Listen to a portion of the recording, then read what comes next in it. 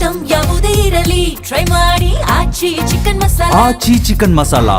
ಉತ್ತರಾಖಂಡ ವಿರುದ್ಧದ ಸೆಮಿಫೈನಲ್ಸ್ ಪಂದ್ಯದಲ್ಲಿ ಭರ್ಜರಿ ಪ್ರದರ್ಶನ ನೀಡಿದ ಕರ್ನಾಟಕ ತಂಡ ಪ್ರಥಮ ಇನ್ನಿಂಗ್ಸ್ ಮುನ್ನಡೆಯ ಆಧಾರದ ಮೇಲೆ ರಣಜಿ ಟ್ರೋಫಿ ಫೈನಲ್ ಎಂಟ್ರಿ ಕೊಟ್ಟಿದೆ. ಲಖನೌನ ಏಕನಾ ಕ್ರೀಡಾಂಗಣದಲ್ಲಿ ನಡೆದ ಪಂದ್ಯದಲ್ಲಿ ದ್ವಿಶತಕ ಬಾರಿಸಿದ ನಾಯಕ ದೇವದತ್ತ ಪಡಿಕ್ಕಲ್ ಪಂದ್ಯ ಶ್ರೇಷ್ಠ ಪ್ರಶಸ್ತಿಯನ್ನ ಮುಡಿಗೇರಿಸಿಕೊಂಡ್ರೆ ಆಲ್ರೌಂಡರ್ ಶ್ರೇಯಸ್ ಗೋಪಾಲ್ ಪ್ರಥಮ ದರ್ಜೆ ಕ್ರಿಕೆಟ್ನಲ್ಲಿ 300 ವಿಕೆಟ್ಗಳ ಐತಿಹಾಸಿಕ ಸಾಧನೆ ಮಾಡಿದ್ರು.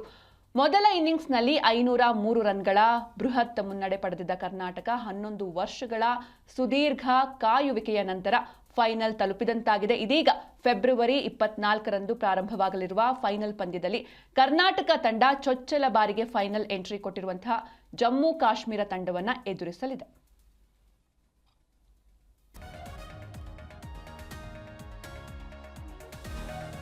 ಹನ್ನೊಂದು ವರ್ಷಗಳ ಸುದೀರ್ಘ ಕಾಯುವಿಕೆಗೆ ಅಂತ್ಯ ಹಾಡಲಾಗಿದೆ. ರಣಜಿ ಟ್ರೋಫಿ ಫೈನಲ್ಗೆ ಲಗ್ಗೆ ಇಟ್ಟಿದೆ ಕರ್ನಾಟಕ. ಉತ್ತರಾಖಂಡ ವಿರುದ್ಧದ ಸೆಮಿಫೈನಲ್ ಪಂದ್ಯ ಡ್ರಾ ಆಗಿದೆ. ದ್ವಿಶತಕ ಬಾರಿಸಿದ ಪಡಿಕ್ಕಲ್ಗೆ ಪಂದ್ಯ ಶ್ರೇಷ್ಠ ಗೌರವ ಕೂಡ ಸಿಕ್ಕಿರುವಂಥದ್ದು. ಜಮ್ಮು ಕಾಶ್ಮೀರ ವಿರುದ್ಧ ಕರ್ನಾಟಕ ಫೈನಲ್ ಪಂದ್ಯವನ್ನ ಆಡುತ್ತೆ. ಇದೇ 24ರಂದು ಈ ಒಂದು ಫೈನಲ್ ಪಂದ್ಯ ಆರಂಭವಾಗುತ್ತೆ. ಕರ್ನಾಟಕ ತಂಡ ಇನ್ನೊಂದು ಕಡೆ ಅಂದ್ರೆ 11 ವರ್ಷಗಳ ಬಳಿಕ ಫೈನಲ್ಸ್ಗೆ ಎಂಟ್ರಿ ಕೊಟ್ಟಿದೆ. ಇನ್ನೊಂದು ಕಡೆ ಪ್ರಥಮ ಬಾರಿಗೆ ಜಮ್ಮು ಕಾಶ್ಮೀರ ತಂಡ ಫೈನಲ್ಸ್ಗೆ ಎಂಟ್ರಿ ಆಗಿದೆ. ಕರ್ನಾಟಕ ಹಾಗೂ ಜಮ್ಮು ಕಾಶ್ಮೀರದ ನಡುವೆ ಫೈನಲ್ ಕಾದಾಟ ನಡೆಯುತ್ತೆ ಫೆಬ್ರವರಿ 24ರಂದು.